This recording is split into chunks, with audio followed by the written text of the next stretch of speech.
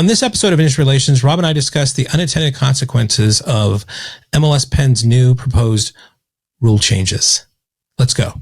This is Industry Relations, a podcast that's at the intersection of real estate and technology from an insider's perspective, with Rob Hahn and Greg Robertson. Hi, everybody. This is Greg, and I'm really happy to announce that we have a new sponsor for Industry Relations, and that company is Zenlist. I've been tracking these guys a while. It's a great new mobile application. You can do search, tour scheduling, chat, client collaboration, listing input, all from any mobile device. These guys are pretty cool. They've got about 100,000 agents across the United States. So please visit Zenlist.com to schedule a demo. So if you're an MLS exec, you got to check this out. Visit Zenlist.com to schedule a demo. And once again, my thanks goes out to Zenlist for sponsoring Industry Relations. Hi, everybody, and welcome to another episode of Industry Relations with Rob and Greg. This is your co-host, the Notorious Rob, and as always, the fabulous Greg Robertson. All right. Hola, and Rob. Hopefully no one will notice we're wearing the same clothes from last week. But, you know. And listen, as we get into, I think last week we ended with, we're going to get into a discussion of the rule changes from the MLS Penn settlement. Yeah. Should note that when we're recording this, the court has not approved that settlement. Right. And it's possible that there will be some changes to that settlement. I certainly hope there would be at least one change, which we'll get into. So when we're talking about the proposed settlement. By the time you hear this, it may be that that those things might have been tweaked and changed. So everything we're talking about in here could be completely pointless, but I don't think so. Listen, Rob, it wouldn't be the first time. Okay. Yeah, I know, right? According to a lot of our listeners, it wouldn't be the first time whatever we're talking about was pointless. Well, I actually, it might be what Rob's talking about is pointless. I get that. All right. And this is going to be pretty wonky. Just, I think we could probably disclose at the beginning. Yeah. So this reminds me when I was reading your post of like word problems back in high school. Like Betsy has 4 eggs, and if she travels a mile, she typically loses 1 egg per mile because of the rough roads. If Betsy brought a dozen eggs and traveled 4 miles, but she also, on the way to deliver the eggs to the store, also dropped another egg, how many eggs would she have? Just yep. That kind of thing, right? Yep. So let's get into the rules, because the settlement obviously had 2 parts. And I think last time we mostly talked about the money. We mostly talked about the whole cooperation thing and, blah, blah, blah. The more important part, I suppose, really, if you think about it, kind of big picture, are the changes to the rules, right? And MLS Penn did agree to some changes in the rules, which, I mean, it's hella complicated. I ended up having to draw like a flow chart, which doesn't make a whole lot of sense to me, but whatever. So, you already kind of know what my thoughts are on it. So we haven't really talked about it. What's your take? So one thing is like, okay, so business changes over the years, right? Things evolve, right? So what I'm wondering is like, okay, this can't be something that says, okay, this can never change, right? I mean, so let's say, okay, well, there's a board of directors at MLS Penn. There's a board of directors at every MLS, right? And sometimes they make changes to their policy, whether it's adding a new field on the MLS, making adjustment to the display requirements, making adjustments to, different things like that, right? So, I think, to me, it's like, okay, if they enact these rules, can they 6 months later go as an organization, as MLS Penn going, well, there were some unintended consequences here. We'll make a rule change. And does that violate the agreement with, that they've had with this settlement? I'm going to say yes. See, I'm looking at the settlement agreement right now to see how long this goes for. I want to say, but who's the judge there? Who the judge then means literally the judge in this court? So I think it's 5 years. Right. So okay. So they can't make any rule changes for 5 years. I think so. I'm looking through the settlement right now to see. Well, but it's some number of years. I mean, you're just asking me for first takes like that. That to me is like, yeah. I mean, so who's going to bring up that like, oh, hey, in this example, this is going to happen. Obviously, we didn't want that to happen, right? This is not in the spirit of what you guys wanted, what we wanted. So we've got to make a change here. Having to go to a judge. I mean, that's, and then these things are very nuanced, right? So you and I have trouble following some of these things. How is a judge, that's not in this business kind of follow this stuff, right? So, it's just, it reminds me of a little bit of like, the European Union saying that Apple has to switch everything to this one cable. Okay, so I found what about like 5 years later when we have a better cable or we have whatever? You're just bound because you just want that one cable now. I mean, it's just technology changes, culture changes. There's a lot of changes that happen in this kind of thing. You evolve. Sure. There's unintended consequences. I mean, look at Clear Cooperation and some of the machinations it's gone through. I mean, there's a lot there, right? Yeah. So I just find it's 3 years. Okay. So for 3 years, MLS PIN cannot change these rules, right? And you're right. Look, if the environment changes, if something happens, obviously, and they do have some clause in here that says if laws and regulations change around compensation and therefore, whatever the settlement scheme is no longer allowed, then obviously you can change it and blah, blah, blah. There's some language to that extent, right? But the rules are frozen for 3 years. Yeah. Now, who knows if something dramatically changes? Maybe they all go back to the judge and be like, "Listen, everything's changed, and we are all in agreement, right? So we're going to modify it." I'm sure that will all be allowed. You know what I'm saying? Yeah. Like that's how it goes. So, having said that, the settlement, and I think this is very similar. I'm going to share something for those people that are watching. Hold on, let me see. Okay. So this is the flowchart that I've come up with. It's horrible. I get it. Hopefully some graphic artist or somebody who's better at doing flowcharts could do a much better job of this. But this is what I've come up with as to, from what I could tell, the changes, right? Obviously, the most important thing is the fact that you can no longer have mandatory compensation, right? Compensation is all, at this point, optional and negotiable. Like the top two, rows here are just, problematic already, right? I mean, talk to me. What do you mean? Well, I mean, it's just, you always talk about all this stuff has to do with steering, right? Yes. So now you're putting the seller's agent in a position of like, what should I offer compensation or not? Right. It's like, I mean, what is the poor seller's agent supposed to do? They're supposed to say, well, I mean, what he doesn't want to say is, well, if you don't offer something, nobody's going to show the damn thing. Why doesn't he want to say that? Well, I mean, that is literally allowed in the settlement. Yeah.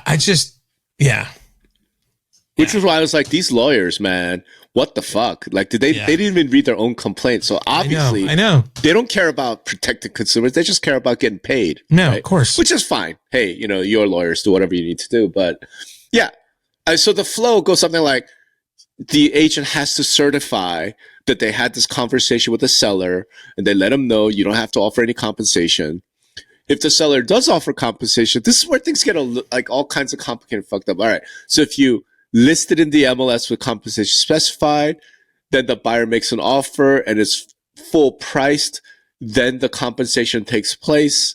And I'm sitting here, I'm reading this settlement, I'm going, whoever advised these lawyers, like, buyers don't accept offers. Listings are not offers. You know what I mean? The buyer makes the offer and then the seller accepts that offer or does a counter. The listing itself is not considered an offer. Anyway, so I think we keep doing with this because it was complicated as hell. But fundamentally, the important thing is this piece down here, the yellow box. What it seems like at the end of the day, what this rule says is compensation is negotiated as part of the sales contract. And the seller is the one who's making the offer to the buyer agent, not the listing agent. So it is no longer the case where the seller is going to pay a 6% commission to the listing agent, and the listing agent will share that with the buyer agent. Now it is the seller, the listing agent will be charging seller 3%, and the seller will make an offer to a buyer agent. Hey, if you bring me a buyer and they purchase, then I, the seller, will pay you, the buyer agent, 3%, right? But that 3% is subject to negotiation. So during the contract period, or before or during or at whatever, right? Until there's a closing, there could be negotiation. Well, and then to be fair, there could be negotiated on the 3% for the seller's agent too, right? Correct. Ahead of time. Everything is negotiable when it comes to compensation. I think that's that's the change, right? So I thought this was horrible. Right. I thought this was possibly the worst of all possible outcomes. But having said that, the reason why I'm not 100% confident about it is, as far as I know, this is more or less what Northwest MLS does, except for the negotiation of the compensation part. I don't remember seeing that. Do you think there's regional differences between, and we got into it a little bit on your Substack feed of nomenclature, right? What's a franchisor versus a brokerage? What is an offer? In some places, maybe they use these terms interchangeably, where typically, we don't do that in California or the West. I mean, I don't. So I just wonder if there's a little bit we're reading into this that's in this region, we call this, and that, this. So that would make things a little bit more clear, because it doesn't. No, I don't think so. Because the term offer is a legally fraught term, right? Because if you have made an offer and someone says, I accept, then you're bound. A listing, I don't know. As far as I know, no one I've ever spoken to in the 14, 15 years I've spent time in this business, no one ever said a listing is an offer. Right? Listing is an advertisement. And then the buyer has to make an offer, and then the seller can either accept that offer or counter it. I mean, I guess you could say this is I'm putting this listing out with an offer to sell it at 1.2 million. I don't know. It's just odd. Yeah, but there's so many terms that are missing. Right? Yeah. That's one thing. The bigger picture thing really is, as far as I know, and again, I haven't read that maybe as carefully. Does Northwest MLS allow for negotiation of compensation before and during? For sure. I think all the, what happens there, and again, I think it's been published, but I think it's the high 90s as far as are still basically doing the same thing, 98%, even with these changes, right? Correct. So you can read into that what you want, but my understanding is just they have to have the conversation, and it's on the forum, right? So what that basically, that's the forcing level of okay, you're going to have full transparency because they got to mark a box that I'm going to do that. But later on, if a buyer comes in, buyer's agent comes in and says, listen, I want to buy this house, but if I've got a buyer here, but you got to agree to pay me 1.5%. Do you want to talk to my buyer or not? The seller agent goes to the seller saying, hey, we got somebody that wants to make an offer in the house, but you're going to have to pony up 1.5% here to the buyer's agent. Are you game for that, or do you want to not do that? I think most people are going to say, yeah, hell, bring it, right? But I don't think there's anything the thing that was weird in this thing is there's a penalty if that isn't accepted, or if that's accepted, then the whole game starts all over again or something. Wasn't it? No. You were writing about that, or no? There's this clause about, like I said, if the buyer says, here's a full price offer, then the compensation is, kicks in. In other words, if the seller offered 3% in the listing, buyer comes in and says, I will buy your house at the listed price, then the seller is bound to pay the 3%. I'm but that's a fundamental misunderstanding of what a listing is, right? It's not an offer. So, plus there's so many goddamn terms. It's not just price, right? It's I will buy that house for all cash with no contingency versus I will buy that house full price, but I'm a VA loan and I have a sale contingency. I can't buy it until I sell my house. It's just, yeah, right. It's fraught. I don't see that happening. So fundamentally, but it's more like it's more like if the seller says 3% is the thing and the buyer offers 2.5%. No, the buyer comes in and lowers. Okay, fine. You say you listed your house for 500. But then the seller can say, okay, well, the 3% is off the table now. That's right. Right. Okay, that's where I was coming from. So, I mean, I guess in a way that kind of could work because it's about I'm giving here and I'm taking here, right? This kind of it goes back to a negotiation thing. So maybe I'm not mad at that too much. Well, so here's my issue with that. Okay. And the reason why I'm not super confident is I don't recall whether Northwest MLS allowed for in-transaction negotiation of the compensation. I believe they do, but yeah. Okay, well then the data out of Northwest MLS. Now, here's the thing. Northwest MLS, they put that in end of last year? It's so new, you know? Yeah. We haven't really had the time for agents and brokers to start gaming the system. My issue is when you have optional compensation, this is completely an invitation to the savvy, agents and brokers to start gaming shit, right? So I threw out a bunch of scenarios out there, but I'll start with one, right? Under this scenario, if I'm a listing agent, my incentive is always to offer 0. Right? Sure. Because then I go to my friends and say, hey, don't worry about that 0% shit, right? Bring me a buyer. I'll hook you up. I'll get my seller to pay you. Right. But I would say inherently, anybody that offers 0, people are going to go, yeah, right, man. You're going to try to sell this without offering anything. Yeah, right, man. I mean, I think they're going to just dismiss that anyway, but go ahead. So I'm just saying, because I want to offer 0 because it gives me the most options, most flexibility as a listing agent. Right. So my friends, I'm going to treat them well. Right. Maybe it's somebody I don't get along with. Hey, sure, you could bring me a buyer, but your compensation is going to be a Starbucks gift card. Right?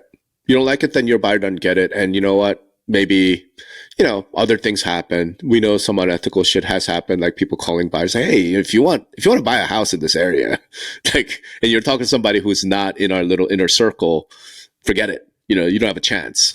Yeah. That actually happens right here in Vegas. There's a neighborhood right north of me that's pretty well known. Everyone knows it's basically owned by this group of agents who have been in business for 30, 35 years. And it's like, if you're not in that in crowd, forget it. You're not buying a home in there. Right. It's that kind of shit. Well, let me draw from some of my experience with the CMAs, for instance. Right. So, and this isn't just something to Cloud CMA. Every CMA has this, and it's a graphic. If I put up here, you would immediately recognize. And it's this graphic where it's like this kind of a long tail graphic where the first 2 or 3 weeks, the activity and the eyeballs in the home are the greatest. And then after it's been on the MLS a while, it fades away, right? So what that graphic is there is to help the agent overcome the objection from the seller going, well, let's price the houses really high in the beginning. And then later on, if it doesn't sell, then we'll make an adjustment. Right. We'll chase the market down. Yeah. Right. And what the agent wants to tell the seller is like, listen, when we put a new listing on the market, it's the belle of the ball. It's like, there's going to be a light shined on it. Everybody's going to be looking at it. And you're telling me you don't want to put the best price on it then? You want to wait till nobody's looking at it and then do it? No, we have to go out there with the strongest, price we can. So, if it's going to go up, maybe we'll get like a bidding war or something, but we want to put the right price out in the beginning, right? Sure. So using that same mentality, I could also extrapolate that onto the seller, the seller's agent telling the seller, listen, we want to come out strong, right? So we want to have the best price and the best offer of compensation we can right from the get-go. I think you could use the same kind of analogy and logic in that scenario as well. You could, but if I'm the listing agent, why would I want to do that? Why do I want to limit myself from a negotiate? Because again, every compensation will be negotiated, right? Right. So why don't I limit my negotiation flex? I'm way better off saying 0%. And to your point, all the buyer agents are like, yeah, right. Of course you're going to pay me something, right? But if I start at 0, I could go up to 3, I could go to 1, I could go to 1.5. I could work that, right? So I think what ends up happening, and again, the reason why I'm like not so confident about this is if this system has been in place in Northwest MLS for 6 months, 7 months, we haven't seen this yet. I'm like, fine, let's give it a year. Let's give it a couple of years, right? Because if I were a listing agent, that's what I would do, right? Because the second part of this is it really does encourage the private networks. It really encourages offices. Right. It really encourages that sort of thing. The reason why I mentioned that, by the way, is this is what happens in commercial real estate. Right. So when I started in real estate, it was actually in commercial. Right. First at this like weird little airplane hangar, purchasing thing, and then Coldwell Banker commercial. Right. In commercial, the whole way it works is, okay, I got a sweet ass listing. It's not going on LoopNet. It's not going anywhere. I'm going to call my buddies and be like, hey, man, I got this really sweet, whatever, office building come up for sale. What you got? Right. And then if that doesn't work, if you don't get a deal from that, then you go to like your local office and say, hey, anybody got a buyer? I got the sweet thing. And then if that doesn't work, then you go to the company wide, right? And go, hey, everybody, I got this sweet thing coming up. And then only when none of those play out, that's when it goes on the internet. Right. So my mentor used to have this saying, if it's on the internet, it's got hair on it. Right? There's something wrong with that property. Right. That's always been the case. Right. Well, let's go back to like what you were talking about. And I know we're trying to keep the episode short here, but of why haven't they been gaming the system yet? Right. Because let's say it's a little bit less than a year or about a year as far as when Northwest MLS make the changes. But wouldn't you think in a seller's market like this, right, where still we're hearing biddings. They're low inventory, and that you would see these things drop to 0 as far as compensation because they know they're going to sell it anyway because there's no inventory out there. That you would see instead of 98% of our offering compensation, that it's more like 50 or 25%, right? So that tells me that. I mean, I'll go back to what I say all the time. The inertia here is just great to kind of do that. Absolutely. But if this wasn't being gamed now, what other environment because you're certainly not going to do this in a buyer's market, right? You're going to want as many buyers as you can. You're going to try to attract as many buyers as you can, right? To do that, you're going to offer compensation. Right now is the time for everybody to kind of drop the compensation down to 0. I mean, if it's not being done now, when is a better market to do it then? No, I think even in a buyer's market, I would do this, right? Because then again, I go to my friends and say, hey, man, bring me a buyer. I'll give you 5. I'll give you 5%. I'll get my seller too. I'll give you 5%. Right. Because fundamentally, and this is something that, you and I being in the business, what's the number one thing that agents sort of pride themselves on, boast of? That they control the client, right? I mean, how many times have we heard listing agents bitching about some buyer agent that they're working with on the other side? It's like that agent doesn't control the client. You know what I mean? Yeah, I guess I think right now because of the inertia, and I think you're correct in the way that you're thinking about let's put all our options on the table. I can offer more than that. That's smart, but it's such a mind fuck for people now that they don't understand that because it's been done this way for so long. They can't open their mind up to understand why that would be and how to explain that correctly because they're so caught up in the way we've been doing this forever and ever, right? And so this is what I wrote in my post. I know these fucking lawyers went after the broker, whatever commission rule, right? But one of the things I brought up was that NAR Code of Ethics provision that says you are not allowed to condition an offer on compensation, right? Because this is what they wanted to protect. And look, I have my difference with NAR and, whatever, but that is one where I'm on board with them. I'm like, look, what you don't want to happen is where the buyer agent goes to the listing agent and says, listen, I got this buyer. We're willing to pay a shit ton of money, but only if you hook me up with 5%. Do you know what I mean? That's what they wanted to avoid. Right? And they didn't want the other thing they didn't want to do is be like, look, here's an offer for $1 million. Okay, cool. Now we accept the offer. And then during negotiation, hey, you know what? I know we offered $1 million, but I see my compensation only 2% here. So we're going to walk unless you're willing to bump my compensation up.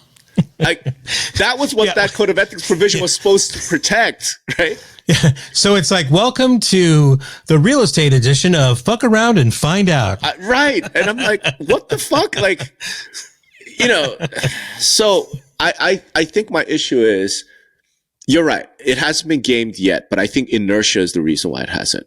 At some point, somebody's going to figure this fucking thing out, right? Because remember, how long did it take before off-market listings, top agent network, all these things really started gaining steam before the industry said, wait a minute, what's going on here? 40% of all sales are happening off MLS. Like, that's when they acted, right? But there were smart, clever people, like, we're within the rules. Because that's my point.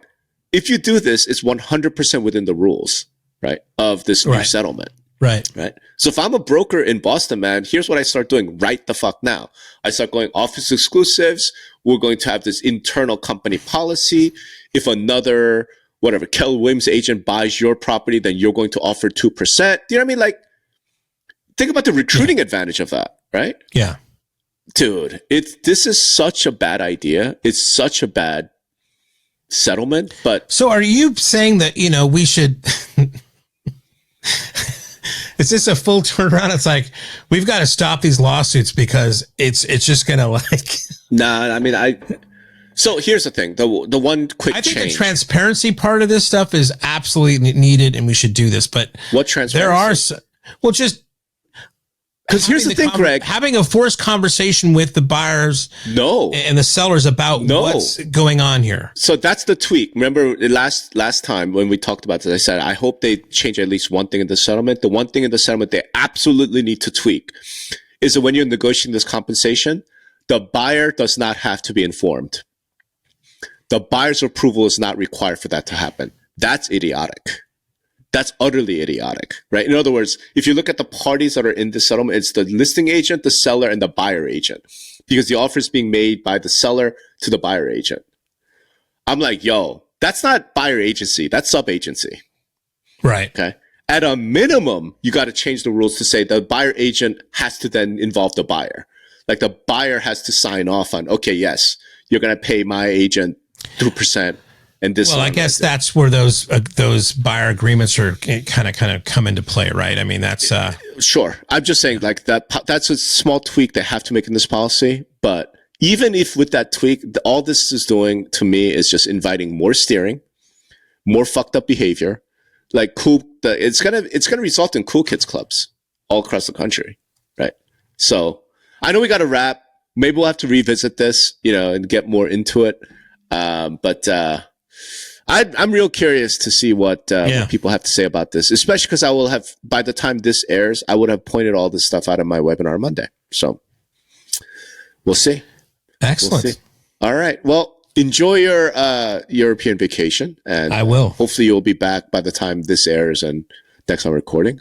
I want to see the kilt. Okay, I want to hear the Scottish brogue. Great. All right. Well, thanks, everybody. Right. Thanks, everybody. All right, bye-bye. Listen, content is everything. Two Brothers Creative makes it look easy. Right now, business owners really only have two options. The first option is hire a big firm. Now, this big firm's going to come in, make you think that they invented all the algorithms, and start charging you thousands of dollars every month. You don't want to do that. Second option is to do it yourself. Well, that means you got to learn SEO, SEM, copywriting, marketing techniques on the web. You should be really focusing on your own product. But now there's a third option. It's called Content in a Box. Give Two Brothers Creative 30 minutes a week and they'll handle everything. Plus, they'll show you how to bring it in-house later on. They'll rebuild your marketing foundation and give you tools and techniques and a new marketing playbook that'll actually produce real results and help you grow your business. Two Brothers Creative will give you the confidence and know-how to tell the SEOs and SEMs and all those other acronyms to get fucked. You're in control now. Get started today at thecontentbox.com.